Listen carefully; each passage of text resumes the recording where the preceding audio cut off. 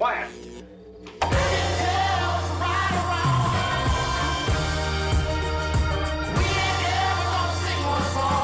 Hello everyone, welcome to session 5 of LTEC 676. I want to begin this week's video by complimenting you on your concept maps related to the nature of technology. I thought they were really fantastic representations of all of the concepts and big ideas that we've covered so far this semester. Take a look at them. They're absolutely beautiful and are evidence of a lot of thought and hard work. So here they are, all 25 concept maps.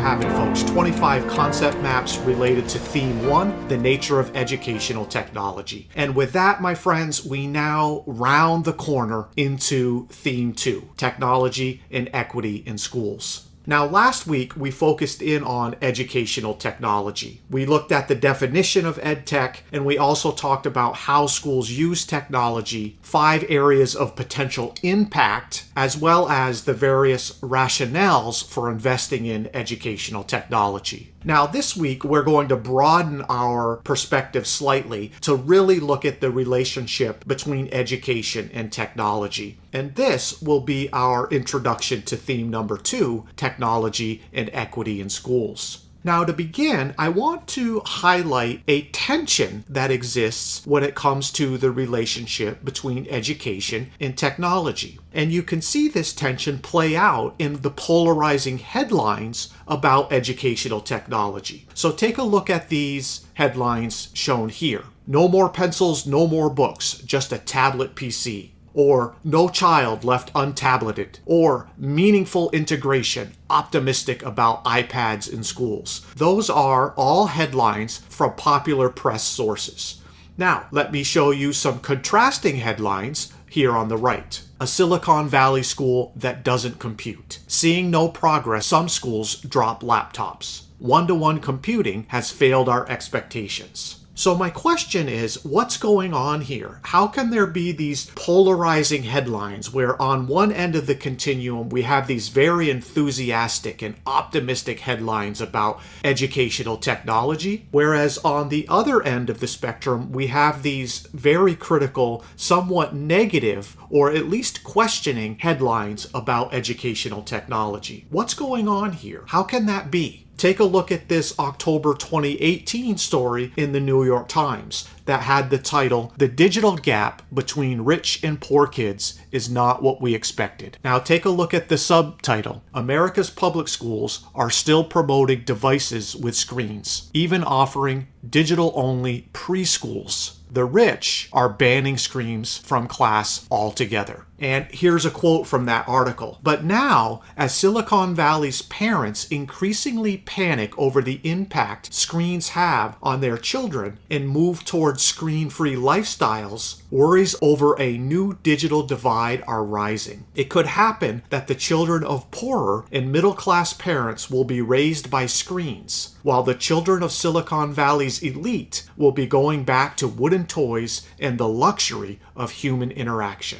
What I want to highlight about this particular quote is the words "new digital divide." So let's talk about the various digital divides that exist or have existed in education. Well, the first digital divide we might think of as the traditional digital divide, which was the gap between students who had access to devices and internet connectivity at school and at home and those who did not. That's traditional digital divide. However, there's a new digital divide, and this is being called the digital use divide. And this is defined as the disparity in how students use technology. Many students use technology to create, design, build, explore, and collaborate. whereas others use it to consume media passively. Now, interestingly, this divide is present in both formal and informal learning settings, as well as across high and low poverty schools and communities. And you could see over here on the right an image of the digital use divide that was used in the 2017 National Education Technology Plan from the U.S. Department of Education. Now, I've highlighted here in these definitions the word access and use, but of course the Warschauer article pointed out that if we really want a broader perspective on how to think about and analyze issues of technology and equity as it relates to education and society as a whole, we have to look at access, we have to look at use, and we have to look at outcomes. Access, use, and outcomes. Now it's time to talk about equity and equality and the idea that equity and equality are not actually equal. Now let's take a look at these two diagrams. Let's make a distinction between educational equality and educational equity. Now, equality, as shown on the left, aims to ensure that everyone gets the same things in order to enjoy full, healthy lives. Now, the example on the right, educational equity, in contrast, involves trying to understand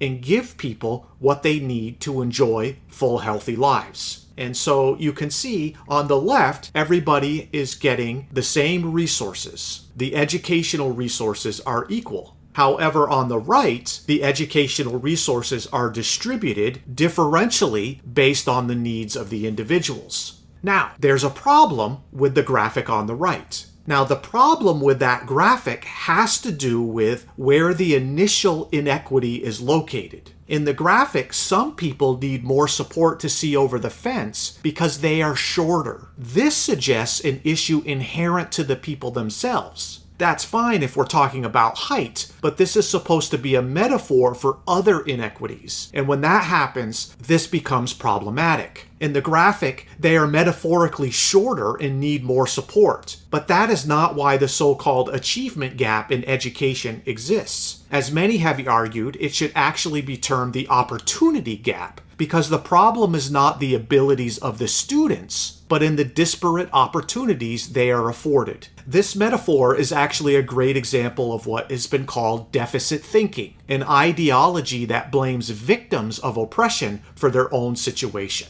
Here is a different set of images. They convey more or less the same information. However, notice that the people are the same size. This eliminates any notion of a deficit point of view. The people are equal, however, the opportunity to watch the baseball game is not equal, because take a look at the ground. The ground is uneven, as is the fence. Therefore, educational equality results in a different opportunity experience than educational equity, shown on the right.